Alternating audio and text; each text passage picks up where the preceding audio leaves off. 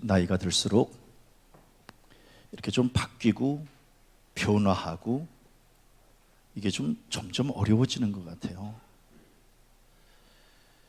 이제 오랜 세월 이제 이렇게 형성되고 굳어진 이 성격과 습관을 이거를 바꾸기가 결코 쉬운 일이 아니에요. 이제 바뀌고 싶은 마음은 굴뚝 같은데 이제 정작 바꾸지 못하고 사는 것이 이제 우리네 인생이 아닐까, 이제 이런 생각이 들었어요. 어떤 사람은 그렇게 얘기를 해요.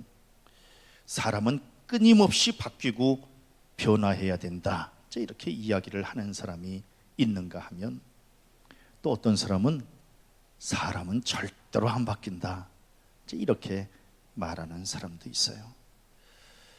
변화해야 된다라고 말하는 사람은 긍정적이고 진취적인 사고를 갖고 있는 사람이겠고, 목사님, 사람 안 바뀌어요, 이렇게 말하는 사람은 또 부정적이고 또 소극적인 사고를 또 갖고 사는 사람 아니겠습니까? 정말 사람은 안 바뀌는 것일까? 그래서 우리 흔히 뭐라 그래요? 사람은 고쳐서 쓰는 게 아니다, 이제 이렇게 이야기하잖아요. 그래서 정말 사람은 안 바뀌는 것일까? 어느 책을 보니까 사람이 죽음의 문턱까지 이르지 않고서는 변화를 기대할 수 없다, 이제 이렇게 이야기하기도 해요. 그래서 생사를 넘나드는 그러한 결정적인 계기가 없이는 사람이 변화하기는 결코 쉬운 문제가 아니다, 이제 이렇게 이야기하는 거예요. 신앙이 뭘까를 고민해 봤어요. 신앙은 곧 변화 아닐까? 신앙은 곧 변화다. 과연 우리는 이 말을 부여잡고 지금 신앙생활하고 있는 거 아닐까? 왜? 신앙 자체가 변화를 전제로 하기 때문이고, 이 신앙이 변화의 능력을 품고 있기 때문이 아닐까? 그래서 우리는 나의 어떤 인간적인 노력이나 나의 의지로는 이 변화를 체험할 수 없으니 하나님의 능력과 도우심으로 이 변화의 기쁨과 열매를 맛보려고 하는 것이 아닐까? 그래서 하나님 만나서 좀 변화되고, 예수님의 말씀으로 좀 변화되고, 성령의 능력으로 내 안에서 크고 작은 변화를 체험하는 것이 이게 신앙 아닐까? 이런 생각을 하게 됐어요. 성경에 등장하는 인물들은 하나같이 다 하나님 만나서 변화됐어요. 그리고 변화됐기 때문에 쓰임을 받았어요. 이 말을 다른 말로 하면, 하나님을 만났는데도 변화되지 못했다면 하나님 만나지 못한 것이거나 하나님 잘못 만난 거 아닐까? 왜? 하나님을 진짜 만나면 진짜 변하기 때문에 그렇죠. 우리는 종종 예수 믿은 지가 30년 됐고 40년 됐다고 자랑을 해요. 그런데 변화되지 않은 신앙의 연수는 자랑거리가 아니에요. 변화되지 못해서 쓰임받지 못한 신앙은 어떻게 보면 무늬만 신앙일 가능성이 많아요. 왜? 신앙의 생명과 신앙의 본질은 변화에 있기 때문에 그래요. 저는 우리 성도들 무늬만 신앙인 되지 말고 뼛속까지 신앙인 되어지시기를 바랍니다. 그래야 이게 신앙이지. 아무런 변화도 되지 못하고 너무 밋밋하게 신앙생활하면 그 신앙의 뿌리가 과연 깊이 내려질까? 이런 회의가 들기도 해요.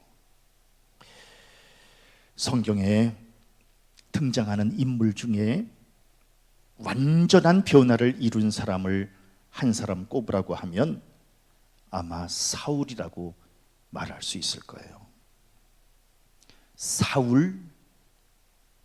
이 사울이 변화될 거라고는 그 누구도 상상하지 못했어요. 사울이 변화돼서 사람들 앞에 갔을 때에 사람들이 뭐라 그랬어요? 21절에 보니까 듣는 사람이 다 놀라 말하되 사울이 변했다고? 그리고 22절에 유대인들을 당혹하게 하니라. 사울이 변했어? 왜? 사울은 절대로 변할 사람이 아니라고 생각했기 때문에 그래요. 사울은요, 성격이, 이 성품이 굉장히 문제가 있었어요. 오늘 성경 말씀 1절에 보니까 위협과 살기가 등등하여 이렇게 기록하고 있어요. 아하, 이 사울은 아주 강팍한 심령을 갖고 있었어요. 위협과 살기가 등등한, 위협이라고 하는 것이 뭐예요? 타인을 죽이려고 하는 살해 위협이고, 등등함이라고 하는 것은 뭐예요? 혈기가 왕성해서 피도 눈물도 없는 성격을 뜻하는 거 아니겠어요? 이런 사울의 성격에 바리새인이라고 하는 완장까지 채워주니 거침없이 칼을 휘두르는 거예요. 그리고 그 칼에 수많은 기독교인들이 이제 생명의 위협을 느끼게 되는 거고요.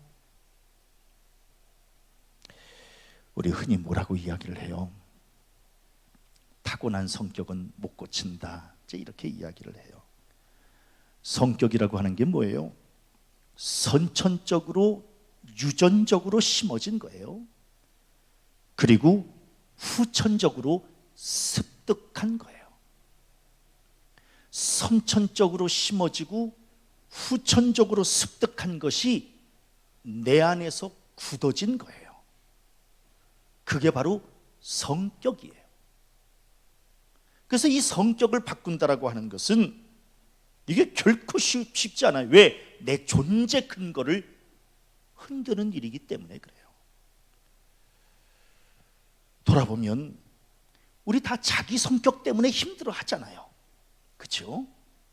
다 자신의 그 어떤 못된 성격, 이것 때문에 다 힘들어해요. 자기도 힘들 뿐만이 아니라 그 주변 사람들도 그 성격 때문에 아주 힘들어해요. 그러면 그걸 좀 바꿔야 되는 거거든요. 그래서 자기도 기쁨을 누리고 내 옆에 있는 사람도 같이 기뻐할 수 있도록 하려면 이 내 나쁜 성격을 바꿔야 되는 거거든요. 그런데 안 바꿔요. 그냥 이대로 살다 죽겠다고 그래. 글쎄, 이대로 살다 죽는 거는 자기 운명대로 그냥 살다가 죽는 거지만 그 옆 사람이 너무 힘든 거예요. 자기는 그냥 자기 성격대로 살다가 죽으면 되지만 그거를 아직 살아서 그 성격을 받아주어야 되는 그 주변 사람들은 너무 힘든 거야. 이대로 살다 죽으면 안 돼요. 마지막 순간까지 고치다가 죽어야지. 아멘. 우리 맨날 이대로 살다 죽겠다는 거예요. 글쎄, 자기는 그대로 살다가 죽어도 괜찮아. 그러나 그 옆 사람이 힘들잖아요. 그 성격 때문에. 생각해보면 사울, 위협과 살기가 등등했다는 거예요. 위협과 살기가 등등. 이런 성격을 어디다 쓰겠어요? 매사에 싸우려고 하는 사람, 위협과 살기가 등등한, 폭력을 쓰는 사람, 자기 감정 조절하지 못하는 사람, 피가 끓어 욱하면서 좌충우돌하는 사람, 이런 사람, 위협과 살기가 등등한 사람. 그래서 사울은 모가 나고 거친 성격을 갖고 있었던 거예요. 이런 사람을 누가 좋아하겠는가? 이런 사람을 누가 가까이 하려고 하겠는가? 참 어려운 문제예요. 우리는 어때요? 우리도 우리 자기 성격 때문에 힘들어 하잖아요. 그리고 내 성격 때문에 내 옆 사람도 힘들어 하고 있잖아요. 저는 그래서 우리에게 바꿔야 될 문제가 있다면, 가장 시급한 일이 있다면 난 성격을 좀 바꾸는 것이다. 이 나쁜 성격, 그거 좀 바꿔야지요. 그래서 자기도 편하고 내 옆 사람도 좀 편하게 해줘야지요.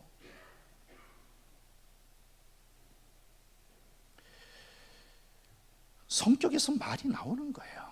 그래서 그 사람의 말 한마디를 들어보면 이제 그 사람의 성격이, 데이터가 쫙 이렇게 뽑히는 거예요. 그리고 성격에서 행동이 나오는 거예요. 그 사람의 손짓, 그 사람의 발걸음, 이걸 보면 금방 아는 거예요. 그 사람의 성격을. 또 성격이 인격을 만드는 거예요. 그 사람에게 내비치는 것 이렇게 보면, 이 사람이 어느 정도 수준의 인격이겠구나, 이걸 금방 알 수 있는 거예요. 그리고 성격에서 대인관계의 질이 결정되는 거예요. 그래서 사람은 성격대로 사는 거예요. 성격대로. 그래서 이를 다른 말로 하면, 성격이 좋으면 평탄한 삶을 사는 것이고, 성격이 나쁘면 우여곡절이 많은 삶을 살게 되는 거예요. 그래서 그 성격을 고치려는 거예요.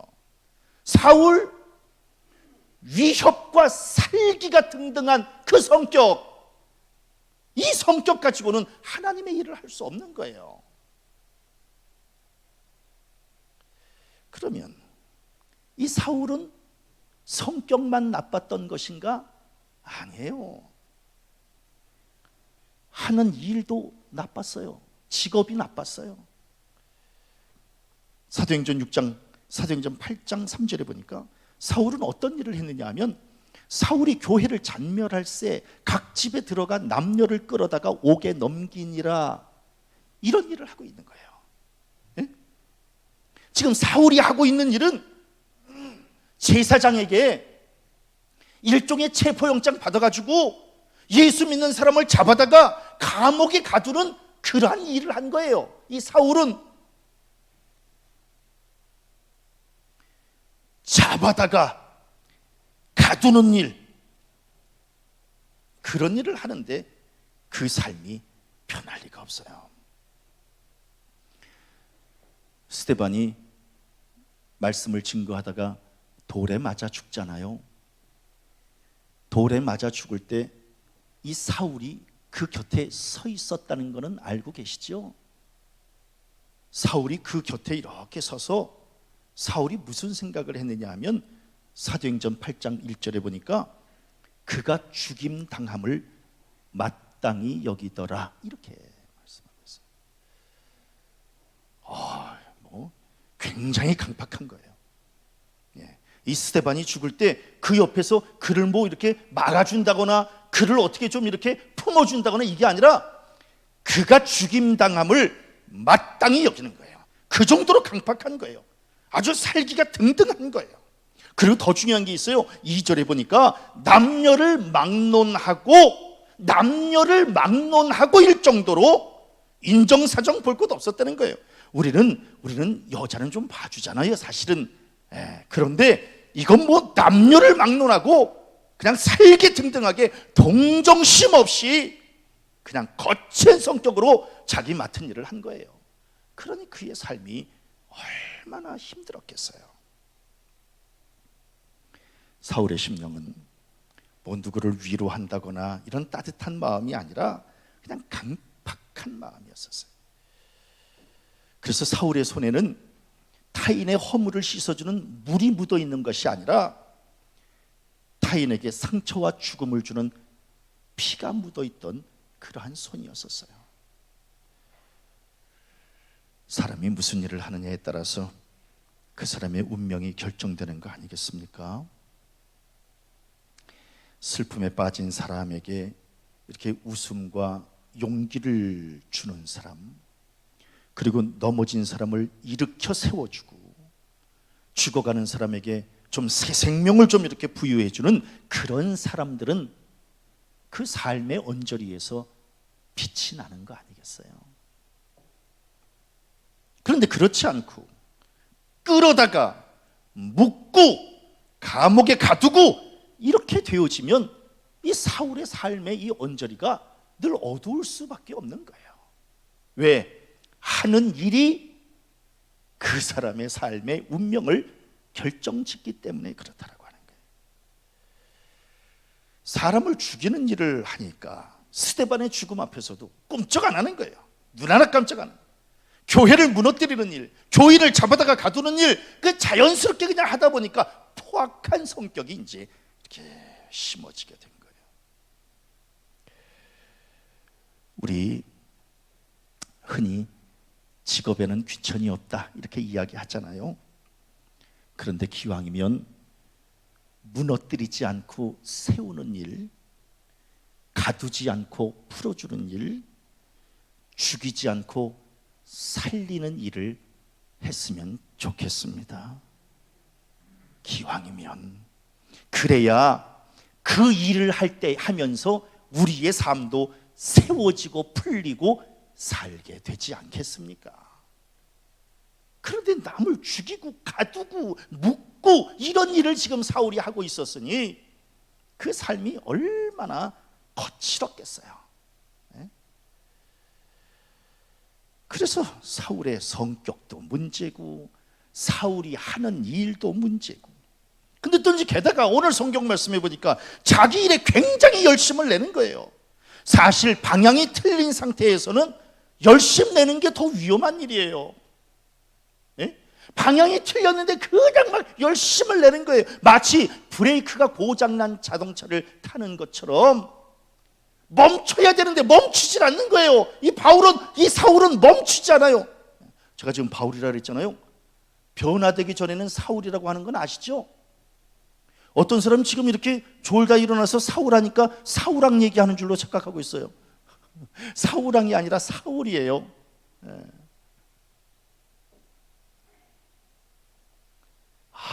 거칠어요. 성격, 하는 일. 이런 사람을 어떻게 꺾을 수 있겠어요? 이런 사람 꺾을 수 있어요? 성격 포악하고 위협과 살기가 등등하고 묶고 가두고 죽이고 이런 일을 하는 사람을 누가 꺾을 수 있겠어요? 그래서 하나님의 역사가 아니고서는 사울을 멈추게 할 다른 방법이 없어요.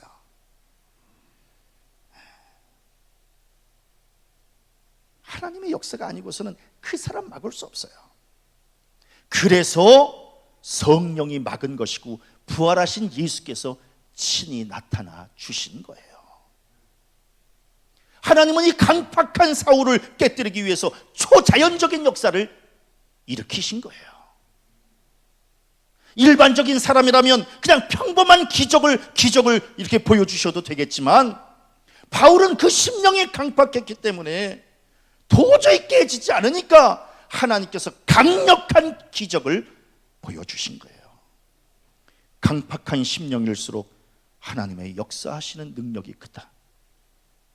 제가 이 말씀을 묵상하면서 왜 하나님께서 최 목사에게 2번씩이나 이렇게 중병에 걸리게 하셨을까? 간단해요.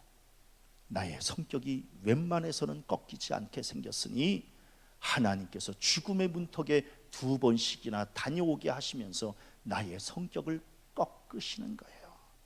그래서 저는 고난이 큰가 안 큰가 이게 중요한 게 아니라 나의 심령이 변화되었는가 안 되었는가 이게 더 중요한 문제다라고 하는 거예요. 바뀌어야 된다는 거예요. 바뀌어야. 우리는 다 저마다 영적인 체험을 갖고 살아요. 어떤 사람은 기도를 하고 어떤 사람은 말씀을 보고 어떤 사람은 찬양을 하다가 하나님을 만나요. 또 어떤 사람은 극심한 고난과 질병 속에서 하나님의 기적과 은혜를 체험하기도 해요. 주 목사도 마찬가지예요. 중병에서 하나님이 나를 어떻게 치유해 주셨고 어떻게 터치해 주셨는가 때문에 결국은 그나마 좀 다듬어지면서 살아가고 있는 거예요. 이게 바뀌지 않으면 너무 힘들어요. 우리의 삶이 너무 힘들어요. 그래서 이제 사울에게 하나님께서 뭐예요? 하늘에서 빛이 내려가지고 그래서 사울을 둘러 비추게 하는 거예요. 기적이 나타나는 거예요. 그리고 하늘에서 하나님의 음성이 이제 내려오는 거예요. 그리고 사울의 입이 닫혀가지고 말을 못하게 되는 거예요. 사흘 동안 보지도 못하고 먹지도 못하고 그런 영적인 체험을 이제 이 사울이 하게 된 거예요. 왜? 그렇게 하지 않으면 이 사울의 이 성격, 사울의 하는 일, 이거 바꿀 방법이 없기 때문에 그래요. 우리 성도들 고난이 중하면 하나님이 지금 나를 바꾸려고 하시는구나라고 감사로 받아들이시기를 바랍니다. 지금 하나님이 나를 쳐? 이게 아니라 하나님이 나를 쳐서 복종시켜서 다시 지으시려고 하는 거구나, 이렇게 받아들이려는 거예요.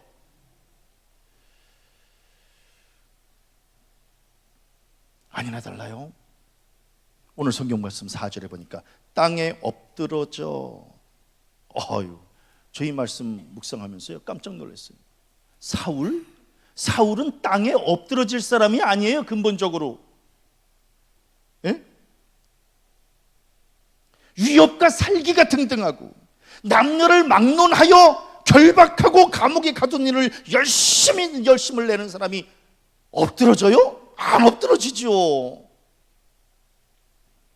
그런데 엎드러졌다는 게 땅에 엎드러졌다는 거예요.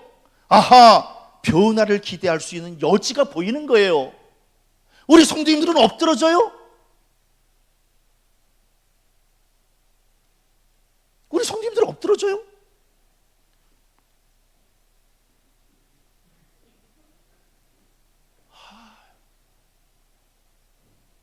사울 뭐라 그러지 마세요. 대단한 사람이에요. 하나님이 보여주시는 기적 앞에 땅에 엎드러지는 거예요. 우리 성도님들 엎드러지기만 해도 믿음이 좋은 거예요. 엎드러지잖아요. 끝까지. 최성기 목사님이 이제 남년의 감독님이 되셨어요. 최성기 목사님의 특징은 겸손하세요. 다른 거는 잘 모르겠어요. 그러나 학교 다닐 때부터 이렇게 겸손한 사람이에요. 그래서 그냥 좋아요. 겸손해요. 엎드러져요. 그냥 이렇게 엎드러지는 사람이에요. 엎드러지기만 해도 좋은 거예요. 엎드러지기만 해도. 고집센 사람들,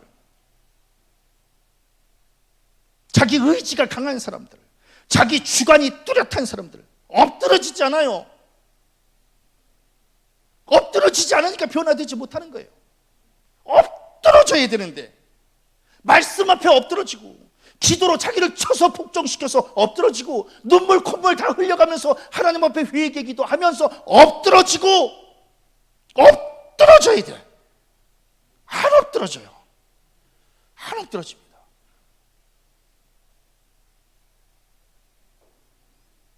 까까지 잘못했다고 안 그래요. 미안하면 미안하다 그러면 되지. 그게 아니 어저께 결혼식 마치고 얘 엄마가 이제 이렇게 결혼식 마치고 나오는데 차에 대한 이 주차하는 이런 차를 빼는데 좀 문제가 있었어요. 그러면 그 얘 엄마가 그냥 미안해요 이렇게 한마디만 하면 되는 거예요. 끝까지 잘못한 게 없다는 거예요. 그럼 이제 제가 옛날 같으면 이제 뭐라 그러죠. 그런데 이제는 60대고 나서 60대에서 당신 이러고 싶지가 않은 거예요. 이제는 여보 이렇게 하면 좋을 것 같은데 그러면서 그냥 이렇게 씩 웃고 그냥 지나가는 거예요. 그러나 제 속마음은 엎드러지면 더 좋았을 뻔했는데 이 엄마가 이렇게 확 엎드러져서 미안해요. 내가 착각을 했네. 이러면 참 좋았을 뻔했는데 근데 그걸 안 해요. 미안해요를 안 해. 35년 동안 미안해요를 안 해.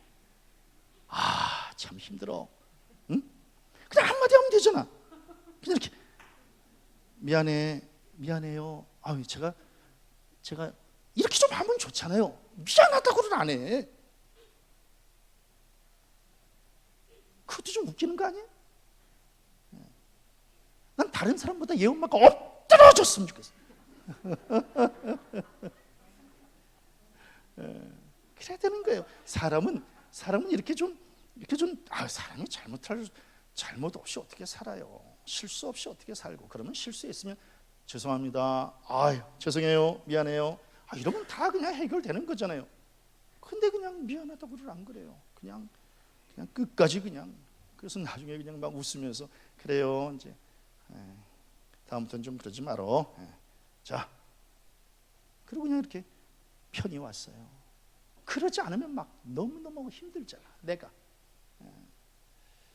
그런데 다행히 이 사울은 엎드러졌다는 거예요. 엎드러진 거예요. 엎드러진다라고 하는 것은 나의 자아를 깨뜨리는 거예요. 나의 자아를 죽이는 거예요. 왜? 죽지 않고서 다시 살아날 수는 없기 때문에 그래요. 죽어야 되는 거예요. 누에가 그 꽃이 안에서 죽어야 나비가 돼서 나오는 거예요. 죽지 않으려고 그러는 게 우리는 안 죽어. 네? 안 죽어. 그래서 하나님께서 사흘 동안 이 사울을 보지도 못하게 하고 먹지도 못하게 하고 말하지도 못하게 하면서 죽인 거예요. 그냥. 특히 앞을 보지 못하니 사람의 손에 이끌려서 그냥 이렇게 다니는 거예요. 그래서 사울은 이 3일 동안 살았으나 죽은 것과 같은 존재로 있었던 거예요. 우리에게도 그게 필요한 거예요. 우리 엎드러져야 돼요. 엎드러져야 돼요. 놀랍잖아요. 예수님이 3일 동안 그 무덤 안에서 계셨듯이 사울도 3일 동안 죽은 거예요. 그리고 부활의 예수를 만나 사울도 다시 그의 영이 부활하게 된 거예요. 그래서 하나님께 쓰임받을 수 있었던 거예요. 그런 거예요. 어느 교인이 좋은 교인이냐? 그냥 이렇게 겸손히 잘 엎드러지는 사람. 이렇게 굉장히 중요한 문제예요. 그러면 사흘 동안 보지도 못하고 먹지도 못하고 이러면서 그러면은 이 사울은 무엇을 하고 있었을까? 뭐 하고 있었을까요? 고통 가운데서 좌절하고 절망하고 있었을까요? 아닙니다. 오늘 성경 말씀 11절에 보니까 그가 기도하는 중. 사울은 엎드러져 있다가 살았으나 죽은 상태로 있다가 원망하고 불평하고 절망하고 이게 아니라 기도하는 중에, 즉 하나님과 더욱더 영적인 관계를 맺고 살았다는 거예요. 그 3일을 좌절한 게 아니라는 거예요. 원망하고 불평한 게 아니에요. 내 신세가 왜 이렇게 된다, 이게 아니라 오히려 하나님 앞에 그가 기도하는 중이라고 말씀하고 있는 거예요. 우리는 어때요? 우리 조금만 어려움이 있어도 그냥 포기하려고 그래요. 조금만 자존심 상해도 내가 누군데, 그럴 필요 없다는 거예요. 응? 그럴 필요 없어요. 그리고 고난이 주는 유익을 그렇게 설교했는데도 조금만 그 고난이 있어도 그 고난을 참지 못하고 그냥 픽픽 쓰러져요.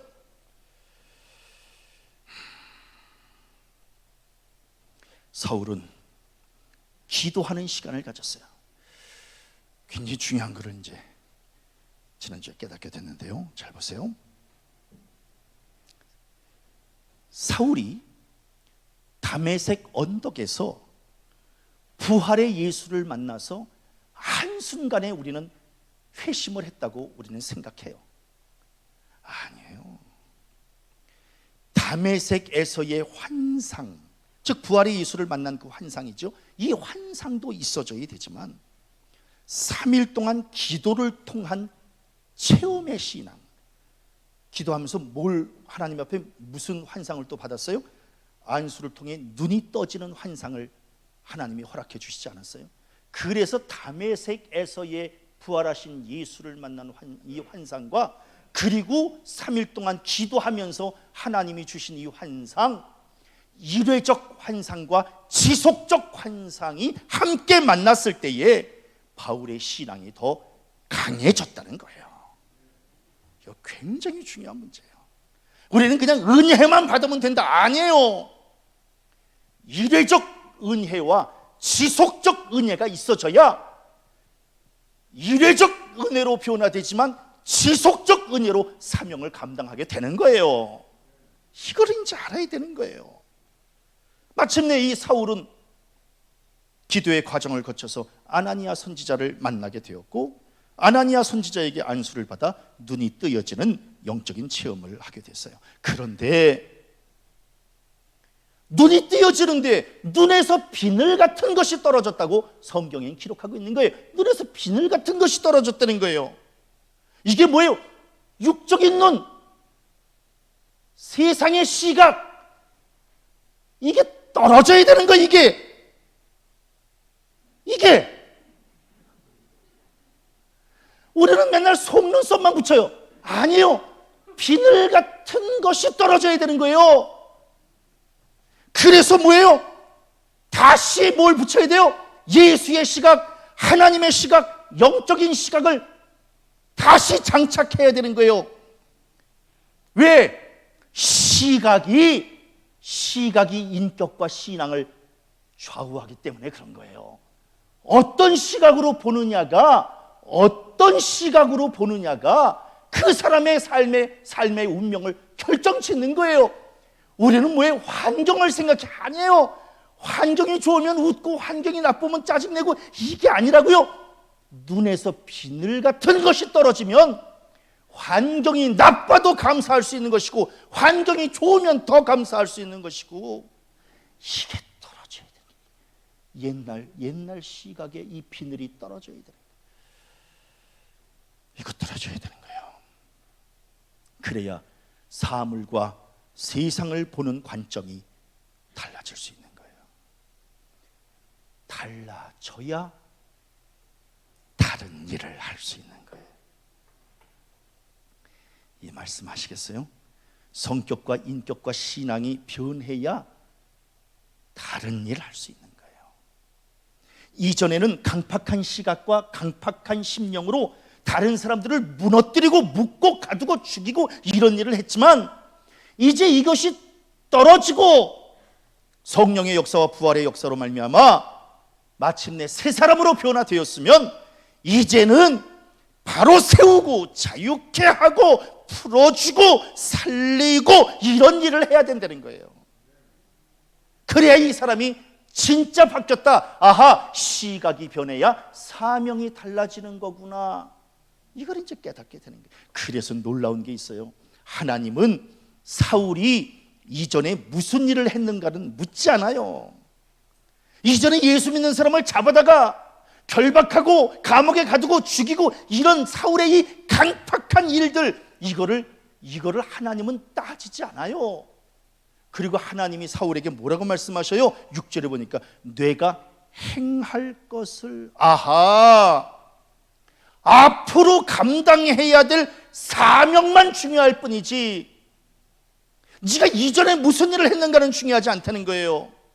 예? 그래서 하나님은 과거를 들추시는 하나님이 아니라 사울이 새 사람으로 변화돼서 복음을 증거하는 일에 쓰임을 받는 미래에 관심하시는 분이라는 거예요. 네가 행할 것, 즉 미래의 사명이에요. 이게 중요하다는 거예요. 하나님은 우리의 과거를 묻지 않으세요. 만일에 과거를 묻는다면 사울이 하나님 앞에 설 수 있었겠어요? 못 써요. 그가 한 성격, 그가 한 일 못 써요. 그러나 하나님은 그거를 그냥 변화시켜 주셔서 앞으로 네가 했던 일이 아니라 할 일, 행할 일, 이거에만 지금 하나님은 관심하고 계신다라고 하는 거예요. 그래서 저는 이 말씀을 묵상하면서 사람은 고쳐서 쓰는 게 아닙니다. 나 이 말 틀렸다. 나 이 말 인정할 수 없다. 하나님은 근본적으로 우리를 고쳐서 쓰신다. 난 이 말이 정답이다. 목사님 저 안 바뀌어요. 그냥 이대로 살다 죽을 거예요. 그래서는 안 된다. 죽는 마지막 순간까지 바뀌어야 된다. 바뀌어야 사는 게 재밌지. 맨날 옛날 모습 그대로 강팍함, 그거 가지고 어떻게 살라 그래요? 어떻게 살아? 피곤해서 너무너무 힘들잖아. 자기만이 힘들고 그런 거 아니에요? 옆 사람도 힘들잖아. 그러니까 좀 이렇게 좀 이렇게 좀. 제가 이제 어저께 결혼식을 가면서는 누구한테 전화하고 오면서는 누구한테 전화했어요. 아이고 그 집 딸내미들, 둘 다 그 집 딸내미들이 그냥 뭐 말 한마디를 얼마나 이쁘게 하는지 몰라. 그러니까 지금 왔다 갔다 피곤한데 그 두 딸내미들 때문에 피곤이 확 그냥 가셨어요. 어쩌면 우리 그냥 막 말 한마디를 그냥 목사님, 어쩌면 그렇게 교육을 받았을까? 응? 그러니까 듣는 사람도 좋잖아. 자기도 좋지만 그 옆 사람도 좋잖아. 그냥 막 좋아가지고 그냥 좀 그렇게 살아야지. 근데요, 어떡하라고요? 자기도 힘들고 옆 사람도 힘들어. 그런 줄이나 아셔요. 목사님, 오늘 수고 많으셨어요. 늘 감사하고 있어요. 막 환상적이잖아. 그런 얘기 들으면 막 짜릿짜릿하잖아요. 뭐가요? 힘들어. 그러지 마세요. 그거 피곤해. 우리 어르신들도 마찬가지예요. 목사님 지금 80 나이가 다 됐는데 어떻게 고치라고요? 돌아가실 때까지 고쳐야 된다니까요. 마지막 유언이라도 좀 이쁘게, 아가야 좀 이래야지. 아가야 나 간다 이러시지 말라고요. 마지막 순간까지 아가야 고생 많았다. 이 시어머니 만나서 네가 마음고생이 많았구나. 아가야 이 애미는 먼저 갔지만 남은 너는 그래도 남은 세월 더 기쁘게 살다가 애미 뒤를 좀 따라서 오기를 바라고, 너 아직 세상에 있을 때 신앙생활 잘하고 그렇게 좀 살다가 오면 좋겠구나. 마지막 좀 그런 것 좀 연습하셔야죠. 마지막에 좀 그런 거를 좀 연습하다가 마지막 유언을 좀 그렇게 남기셔야죠.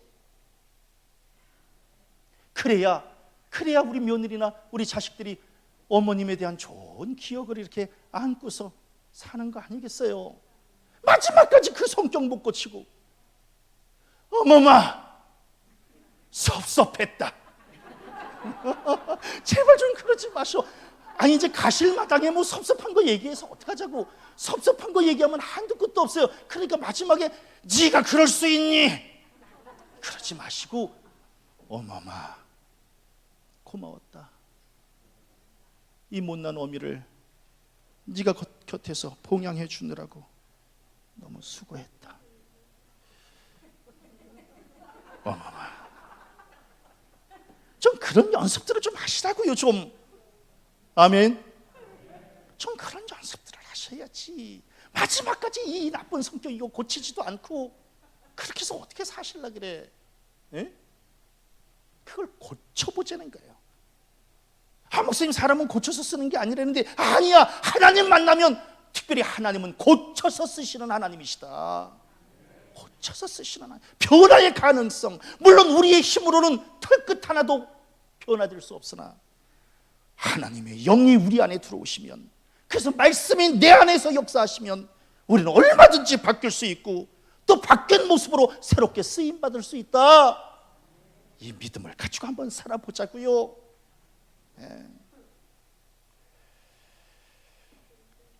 저는 사울이 다메섹 언덕에서 부활의 예수를 만나서 새로운 모습으로 변화되어 제2의 인생을 살았던 것처럼 우리도 삶의 언덕에서 예수를 만나서 좀 변화된 모습으로 새로운 인생을 살아가시기를 간절히 바랍니다. 목사님, 저는 안 바뀔 거예요. 그러지 마라. 조금 추접스럽게 보여요. 목사님, 저는 안 바뀔 거예요. 너무 그러지 마. 고집스러워 보여요.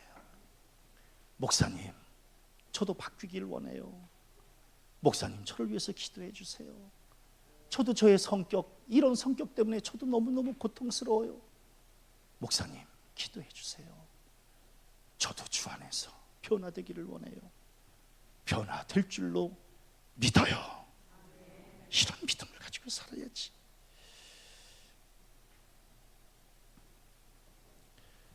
한 주간 동안 어떻게 좀 바뀌어서 와야 되겠는가 돌아보세요.